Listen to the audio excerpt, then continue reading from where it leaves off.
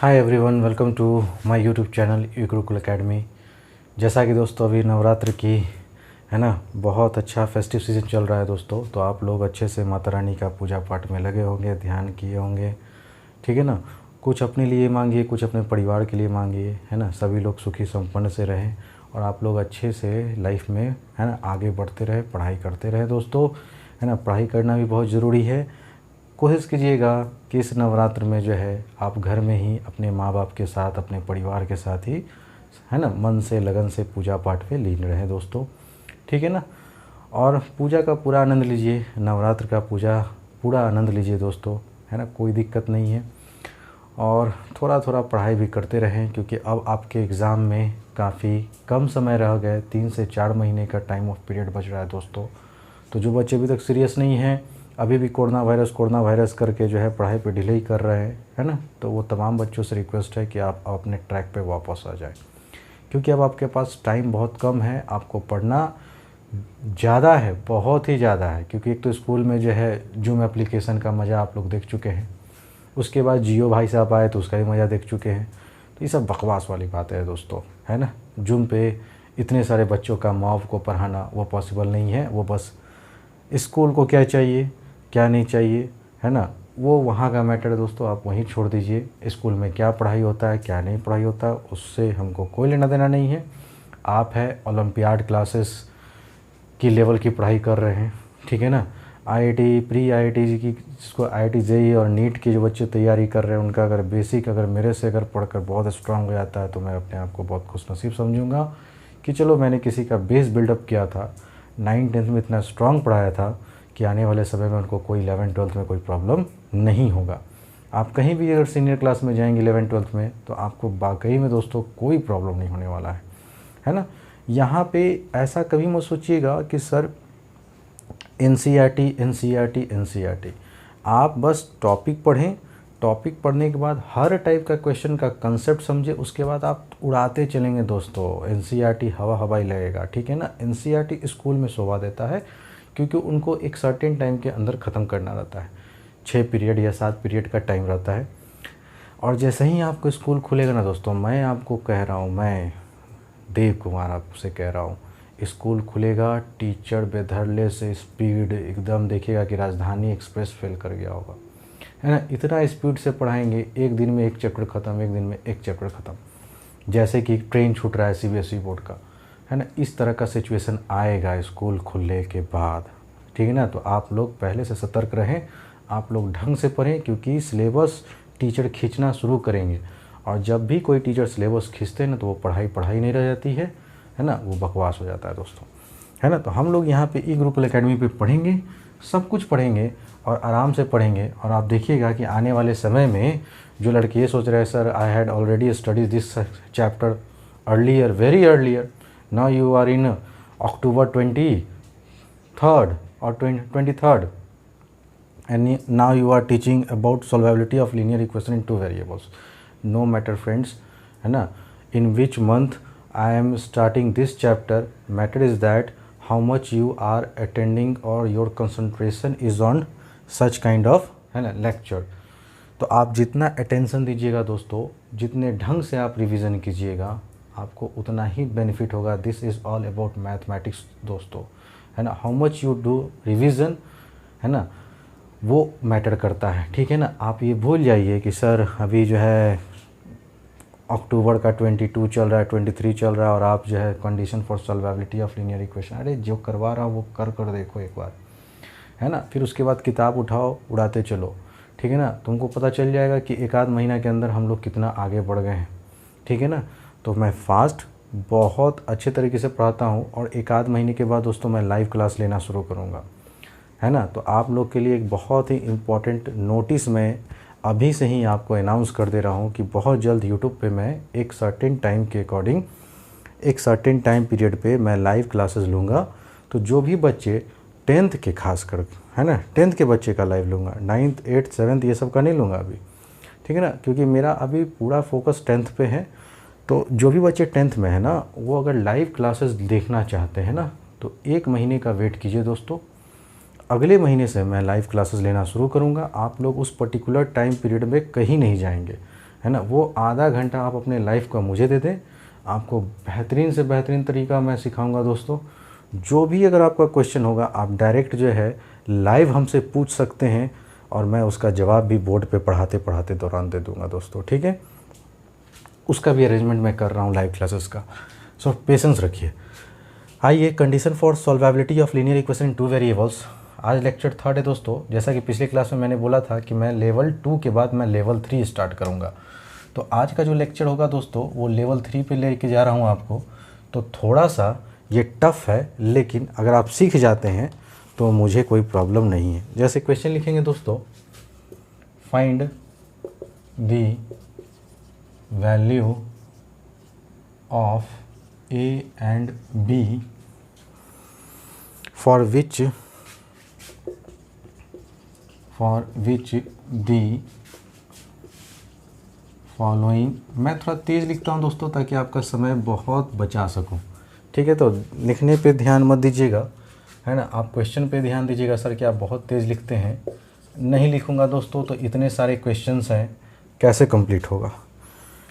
लेकिन जब मैं समझाऊंगा तो बहुत टाइम लेके समझाऊंगा, इसलिए आप लोग धैर्य रखिएगा, पेशेंस रखिए लाइफ में, तभी आगे बढ़िएगा दोस्तों। Have an infinite number of solution, have an infinite number of solution, ये क्वेश्चन है फ्रेंड्स। और इक्वेशन जो है वो दिया हुआ है, वो लिखिए 2x + 3y = 7 है। और दूसरा इक्वेशन है a - b × x plus a + b × y = 3a + b - 2। ये एक क्वेश्चन है फ्रेंड्स, ठीक है। हाँ, तो आप लोग, है ना, अगर हमसे पढ़ रहे होंगे तो आपने इन्फिनाइट नंबर ऑफ सॉल्यूशन का कंडीशन पढ़ा होगा, जहाँ पे आपको बताया गया था कि सर अगर इन्फिनाइट नंबर ऑफ सॉल्यूशन है ना, तो वहाँ पे जो कंडीशन होता है वो होता है A1/A2 का रेशियो जो होता है फ्रेंड्स, वो B1/B2 के बराबर होता है और वो इक्वल होता है C1/C2 के, ठीक है। और यूनिक सॉल्यूशन जब आप पढ़े थे तो आप ये पढ़े थे कि सर A1/A2 का रेशियो नॉट इक्वल टू होता है किसके, B1/B2 के रेशियो के। जबकि नॉन जीरो सॉल्यूशन के बारे में आपको बताया गया था कि A1/A2 का रेशियो जो होता है सर वो बराबर होता है B1/B2 के। जबकि नो सॉल्यूशन का कंडीशन क्या था friends, A1/A2 = B1/B2 is not equal to C1/C2, ठीक है। तो अभी जो क्वेश्चन है आप में देखिए, इससे पहले जो क्वेश्चन था उसमें एक वेरिएबल्स का वैल्यू आपसे निकलवा रहे थे। अब यहाँ पे एग्जाम में अगर दो वेरिएबल का वैल्यू पूछ देगा सर तो कैसे सॉल्व करेंगे। तो आइए, है ना, अब हम सीखते हैं कि हाउ वी कैन सॉल्व, है ना, 2 different variables how to calculate 2 different variables values. नहीं, तो यहाँ पे क्वेश्चन कहा जा रहा है find the values of A and B। तो आप देख रहे हैं इस इक्वेशन में कहीं A B नहीं है, लेकिन यहाँ A दिखा, B दिखा, यहाँ A B दिखा, यहाँ A B दिखा, मतलब इस इक्वेशन में A B भड़ के है। तो आपको कहा जा रहा है कि A और B का वैल्यू कैलकुलेट करें। For which the following pair of linear equation have an infinite number of solution.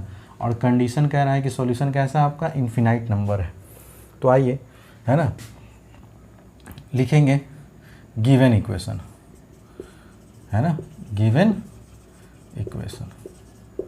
तो ये आपका हो रहा है दोस्तों सॉल्यूशन। ध्यान दीजिएगा, गिवन इक्वेशन पहले लिख लीजिए आराम से, 2x + 3y है ना, +7 इस तरफ आएगा दोस्तों तो -7 हो जाएगा और ये बराबर 0। ये पहला कंडीशन हुआ।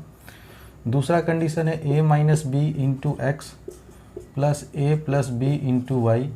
अब आप देखिए बहुत लड़के क्या करेंगे, +3 सर इधर आया -3, +b इधर आया -b, -2 इधर आया तो +2 बराबर 0। ऐसे कभी नहीं लिखना यार, है ना। इधर मोनोमियल हो, बाइनोमियल हो या ट्राइनोमियल हो, इसको एक टर्म मानेंगे। इसके आगे प्लस साइन है तो इधर आएगा तो ये माइनस हो जाएगा। ब्रैकेट में जो नंबर जैसा साइन था उसको डिस्टर्ब कभी नहीं करना कि ये तो सॉल्व ख़त्म, सवाल ख़त्म। अब यहाँ पे देखिए दोस्तों, ध्यान से देखिएगा, लिखेंगे हम लोग since the given system of equation has an infinite number of solution, therefore आप क्या जानते हैं दोस्तों, A1/A2 बराबर B1/B2 बराबर होता है C1/C2 C2 के। चलिए A1 क्या था दोस्तों पिछले क्लास में, ऊपर वाले में x का कॉफिशिएंट, कॉफिशिएंट मतलब विथ साइन। आप यहाँ देख रहे +2 है तो आपने लिखा +2। A2 क्या होता है, नीचे में x का कॉफिशिएंट क्या है दोस्तों, a माइनस बी। B1 क्या होता है, y का कॉफिशिएंट ऊपर में देखिए +3 है तो +3 लिखेंगे, नीचे में y का कॉफिशिएंट क्या है, C1 यहाँ क्या है दोस्तों, -7 है, और नीचे में क्या है तो -3a + b -2। माइनस से माइनस पहले ही कैंसिल कर दीजिए, कोई दिक्कत नहीं सर। अब आइए यहाँ से केस बनाना शुरू करेंगे, ठीक है। सबसे पहले इन दोनों को इक्वेट करते हैं दोस्तों। तो 2/a - b ये बराबर था 3/a + b के, ठीक है ना दोस्तों। क्रॉस मल्टीप्लाई कीजिए तो आप बोलेंगे सर ये हो जाएगा 2 × a + b और इधर हो जाएगा 3 × a - b। तो 2a प्लस का 2b, यहाँ क्रॉस मल्टीप्लाई कीजिएगा 3a और plus minus minus 3 × b 3b। a वाले को एक तरफ कर दीजिए दोस्तों और b वाले को एक तरफ कर दीजिए। 2a माइनस का 3a माइनस का 3b माइनस का 2b, ये +2b उधर गया तो -2b हो गया। अब आप बोलेंगे सर इधर तो बचा -a और इधर बचा दोनों, सर दोनों नेगेटिव है तो काम करेंगे जोड़ने का, लेकिन चिन्ह देंगे माइनस का, तो ये माइनस से माइनस ख़त्म। तो देयरफॉर यहाँ से एक इक्वेशन आया, a बराबर क्या है दोस्तों 5b, इसको इक्वेशन फर्स्ट मान लीजिए, ठीक है। अब आइए केस नंबर 2। केस नंबर 2 में हम क्या करते हैं दोस्तों, है ना, सेकंड और थर्ड को इक्वेट करिए या तो फर्स्ट और थर्ड को इक्वेट कीजिए। तो दोनों में से किसी को उठा लीजिए, हम सेकंड और थर्ड को लेते हैं। तो आप बोलेंगे सर यहाँ पे था 3/a + b = 7/3a प्लस का b माइनस का 2। क्रॉस मल्टीप्लाई कीजिए तो 3a + b - 2 7a + 7b। 3 3 जा 9a + 3b माइनस का 6 और 7a + 7b। अब आप क्या देख रहे हैं दोस्तों, 9a में से अगर प्लस इधर ले आइए सबको, तो 9a माइनस का 7b प्लस का 3b में से माइनस का 7b और कांस्टेंट को उधर भेज दिए तो +6 हो गया ना। अब आराम से सॉल्व कीजिए। 9 में से 7 जाएगा तो आप बोलेंगे 2a बचेगा। यहाँ निगेटिव का वैल्यू बड़ा है, पॉजिटिव का वैल्यू छोटा है दोस्तों, इसलिए निगेटिव में आएगा। बड़े नंबर में से छोटे नंबर घटाइए तो 7 में से 3 जाएगा तो 4, और चूँकि b था तो b लिख दिए। इधर क्या था दोस्तों, ठीक है। ये है आपका आया इक्वेशन सेकेंड। अब देखिए तो इक्वेशन ए के जगह, फॉर्म इक्वेशन फर्स्ट से ए के जगह पे क्या पुट कर सकते हैं दोस्तों, 5b। तो जहाँ ए है वहाँ 5b पुट कीजिए, है ना। तो putting a = 5b in equation second, तो वी गेट, है ना। ध्यान दीजिएगा दोस्तों, क्या है 2a माइनस का 4b बराबर 6 था ना। तो आप यहाँ क्या बोलेंगे सर, 2a का वैल्यू 5b पुट करना है तो a की जगह पे 5b रख दिए, माइनस का 4b बराबर 6। तो आप कहेंगे सर 2 5 जा 10b माइनस का 4b बराबर 6, ठीक है दोस्तों। अब देखिए सॉल्व कीजिए, 10 में से 4 जाएगा, आपने बोला सर 6b = 6, तो 6 से 6 कैंसिल, तो देयरफॉर b का वैल्यू कितना आया फ्रेंड्स, 1। अगर b का वैल्यू 1 आया तो पहले इक्वेशन में अगर b का वैल्यू 1 पुट कर देंगे तो a का वैल्यू मिल जाएगा। तो आप यहाँ पे फिर से लिखेंगे putting b = 1 in equation first, we get. तो a = क्या था दोस्तों 5b, तो a बराबर हो जाएगा 5 × 1, तो आप देयरफॉर a का वैल्यू क्या बोल सकते हैं 5। तो ये आपका सॉल्यूशन हो गया कि a का वैल्यू सर 5, b का value 1 for infinite number of solutions. अब आप बोलेंगे सर आपने तो बताया था कि इन्फिनाइट नंबर ऑफ सॉल्यूशन में 3 केस लेंगे, तो जब मेरा 2 ही केस से a और b का वैल्यू निकल ही जा रहा है तो हम तीसरा केस क्यों लेंगे, नो नीड और no requirement of taking third case, ठीक है ना दोस्तों। While calculating 2 variable questions you have to simply, है ना, take 2 cases, first and second equal, on equating first and second you get the, है ना, linear equation in 2 variable as a first equation. Now on equating second and third you get another linear equation in 2 variables, है ना, as a second equation. Then भाई आप substitution लगा दो आप elimination लगा दो, आप क्रॉस मल्टीप्लिकेशन लगा दो, जिस मेथड से बनाना चाहते हो ए और बी का सॉल्व करने का लीनियर इक्वेशन टू वेरिएबल में आपको सारे मेथड बताए गए हैं।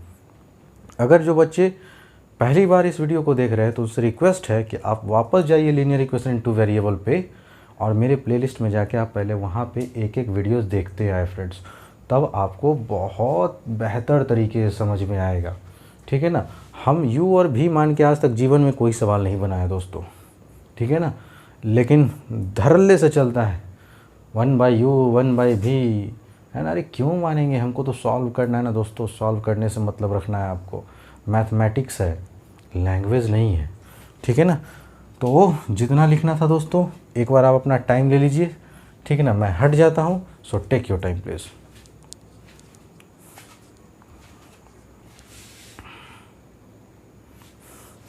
आइए फ्रेंड्स, अब हम लोग क्वेश्चन नंबर 2 को डिस्कस करते हैं। अभी जो टाइप चल रहा है दोस्तों वो टाइप 3 चल रहा है आपका। ध्यान रखिएगा, लेवल 3 का क्वेश्चन चल रहा है जहाँ पे दो वेरिएबल को सॉल्व करना सिखाया जा रहा है आपको। तो जो बच्चे पहले क्वेश्चन को नहीं समझ पाए थे, है ना, उनको दोबारा चांस मिल रहा है दोस्तों, ठीक है ना, कि आप फिर से समझें। और अगर फिर भी नहीं समझ में आए तो आप फिर से जो है वीडियो को रिवाइंड कर 2 मरतबे, 3 मरतबे, 4 मरतबे, जितने मरतबे में आप नहीं समझते हैं ना उतने बार देखते रहें, आप सीख जाएंगे। ठीक है। जैसे कि यहाँ क्वेश्चन है दोस्तों, find the value of m n n for which the following pair of linear equation have infinite number of solution. और मैं हर बार आपसे यही बोल रहा हूँ कि बोर्ड का जो सबसे इम्पॉर्टेंट टाइप है ना वो है इन्फिनाइट नंबर पे। तो आप एग्ज़ाम में भी बैठेंगे तो वहाँ देखेंगे कि इन्फिनाइट नंबर पे सवाल एक न एक आपको दिख जाएगा। तो आइए सॉल्यूशन करते हैं दोस्तों और सीखते हैं फिर से, ध्यान से सीखिएगा। सबसे पहले क्या लिखेंगे, गिवन इक्वेशन, है ना, गिवन इक्वेशन। तो आपका गिवन इक्वेशन है 3x प्लस का 4y माइनस का 12 बराबर 0। याद है ना, राइट साइड 0 ऑलवेज होना चाहिए, नहीं है तो उठा के लाइए और राइट साइड 0 कीजिए, तभी आप कंडीशन लगाइए। दूसरा क्या है, तो आप बोलेंगे sir m plus n into x plus 2 into m minus n into y बराबर है 5m माइनस 1। हाँ, तो ये माइनस हो जाएगा इधर आके दोस्तों, नहीं ये हो गया सेकंड, है ना। बाइनोमियल टर्म हो, मोनोमियल टर्म हो या ट्राइनोमियल टर्म हो, उसको एज अ सिंगल टर्म ही समझेंगे। और अगर प्लस है तो इधर आएगा तो माइनस, और अगर माइनस रहता तो इधर आते प्लस हो जाता। ठीक है दोस्तों। अब आप फिर से लिखेंगे, है ना, वही एकदम तेज़ी से लिख रहा हूँ दोस्तों। Since the system of equations has an infinite number of solution, तो देयरफॉर हम लोग यहाँ से लिखेंगे दोस्तों कंडीशन को पहले, a1 अपॉन a2 बराबर होता है b1 अपॉन b2 बराबर होता है c1 अपॉन c2। ये कंडीशन होता है दोस्तों इन्फिनाइट के लिए। अब आराम से कंडीशन के अकॉर्डिंग वैल्यू पुट कीजिए। a1 क्या होता है दोस्तों, ऊपर में x का कोफिशिएंट क्या है +3। a2 क्या होता है, नीचे में जो x का कोफिशिएंट तो क्या है m प्लस n। b1 क्या होता है दोस्तों, y का कोफिशिएंट, तो ऊपर वाले इक्वेशन में y का कोफिशिएंट कितना है, तो आप बोलेंगे +4। जबकि नीचे में y का कोफिशिएंट कितना है दोस्तों, तो 2 into m minus n. Constant term देख रहे होंगे कि -12 है, और यहाँ कॉन्स्टेंट टर्म देख रहे होंगे माइनस है 5m माइनस 1। इस माइनस को पहले ही काट के हटा दीजिए। अब यहाँ पे केस 1 बनाते हैं दोस्तों। केस 1, जब पहला और दूसरे को इक्वेट कीजिए तो 3/m plus n is equal to 4/2 into m minus n. पहले तो ये कट रहा है दोस्तों, काट दिए 2 से, और अब 3 से इधर गुना कर दीजिए। तो 3 का गुना हो जाएगा m माइनस एन में, और 2 का गुना हो जाएगा m प्लस एन में। मल्टीप्लाई कीजिए friends, 3m minus 3n 2m plus 2n। तो m वाले को एक तरफ करेंगे तो 3m माइनस का 2m, और इधर तो प्लस 2n था, और ये माइनस इधर आएगा तो प्लस का 3n। तो फाइनली आपने क्या देखा कि सर 3m में से 2m जाएगा तो m बचेगा, और 2n प्लस 3n कितना हो गया, तो आप बोलेंगे 5n। ये हो गया आपका पहला इक्वेशन। आइए केस नंबर 2 को डिस्कस करते हैं दोस्तों। अब हम लोग सेकेंड और थर्ड को इक्वेट करेंगे। तो 4/2 इंटू m माइनस n, और ये था दोस्तों 12/5m माइनस का 1। आप बोलेंगे सर ये तो कट रहा है, काट दीजिए, 2 से कटा और फिर 2 से ये भी कट रहा है, 2 1 जा 2 और 2 6 जा 12। अब 1 से अगर इस नंबर को गुना करेंगे फ्रेंड तो ये तो होगा 5m माइनस का 1, और ये हो जाएगा 6 का गुना हो जाएगा m माइनस n में। तो 5m माइनस 1 6m माइनस का 6n, m वाले को एक तरफ करो तो 5m प्लस 6m है, इधर आएगा तो माइनस का 6m। अच्छा सर, माइनस 6n इधर आएगा तो प्लस का 6n, और माइनस का 1 उधर भेजेंगे तो प्लस का 1। तो हमने क्या किया, वेरिएबल को एक तरफ कर लिया और कांस्टेंट को एक तरफ कर लिया। निगेटिव का वैल्यू बड़ा है, पॉजिटिव का वैल्यू छोटा है, आंसर निगेटिव में आएगा। 6 में से 5 जाएगा तो 1 बचेगा, तो 1 नहीं लिखते हैं, बस m लिख देते हैं, प्लस 6n बराबर 1। ये हो गया आपका इक्वेशन नंबर सेकंड। अब आप क्या करेंगे कि इक्वेशन 1 से m के जगह पे 5n अगर पुट कर देंगे ना तो n का वैल्यू निकल जाएगा। तो putting m is equal to 5n in equation second we have. चलिए दोस्तों, m के जगह पे लिखिए, पहले माइनस 6n बराबर 1 था, m के जगह पे हमको पुट करना है 5n, तो आप m के जगह पे 5n कर दीजिए, यहाँ 6n बराबर 1। अब आप देख रहे हैं पॉजिटिव का वैल्यू बड़ा है, नेगेटिव का वैल्यू छोटा है, तो आंसर प्लस में आएगा। 6 में से 5 जाएगा तो 1 बचेगा, तो 1 नहीं लिखेंगे, n लिखेंगे, तो यहाँ से n का वैल्यू आ गया 1। ये था आपका n का वैल्यू। अब इस n का वैल्यू इक्वेशन फर्स्ट में पुट कर देंगे तो m का वैल्यू आ जाएगा। Now putting n is equal to 1 in equation first we get. आइए दोस्तों, तो m का वैल्यू कितना है फ्रेंड, 5n है ना, तो m is equal to 5 into 1, n की जगह पे 1 पुट करना था, 1 पुट कर दीजिए, तो m का वैल्यू फाइनली क्या आ गया दोस्तों, 5। तो ये था आपका रिक्वायर्ड रिजल्ट। ठीक है, n का वैल्यू 1 और m का वैल्यू 5। उम्मीद करता हूँ दोस्तों आपको बहुत अच्छे से समझ में आ रहा होगा। So take your time friends.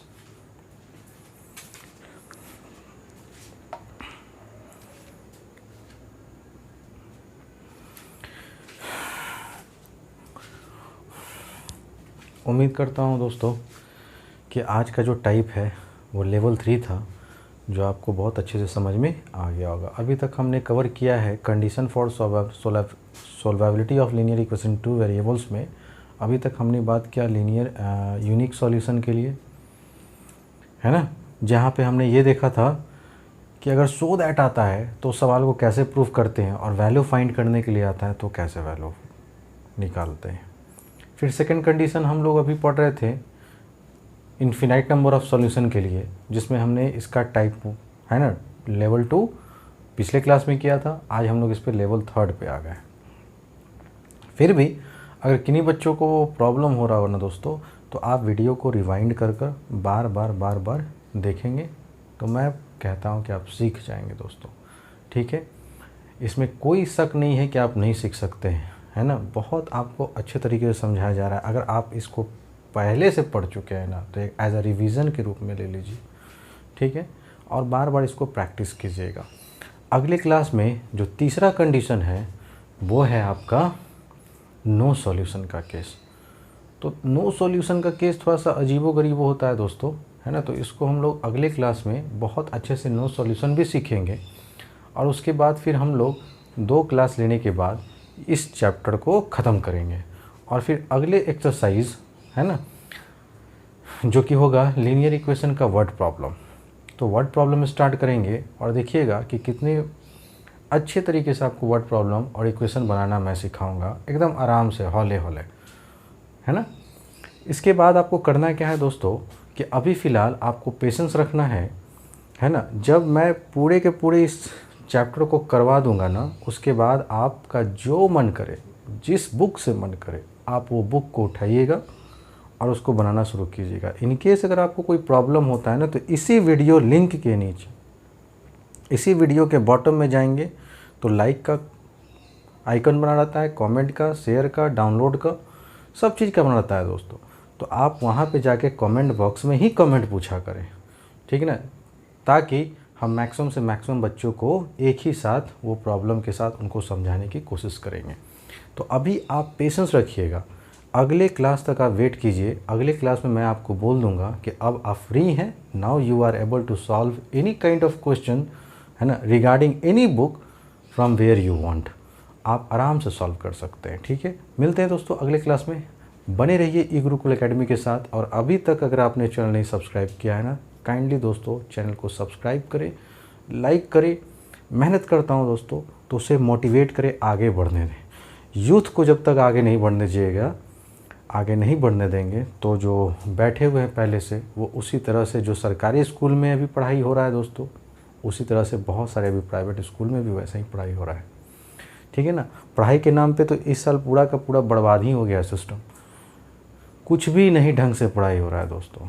तो आपके लिए एक अच्छा प्लेटफॉर्म लेके आया हूँ मैं ऑनलाइन, वो भी स्टूडेंट की डिमांड पे कि सर आप ऑनलाइन आइए। मैं ऑनलाइन आ चुका हूँ और ऑनलाइन में भी तहलका मचा देंगे दोस्तों, खाली आप लोग का साथ चाहिए। ठीक है दोस्तों, मिलते हैं अगले क्लास में। थैंक्स फॉर वॉचिंग दोस्तों। हैप्पी नवरात्रि, खुश रहें।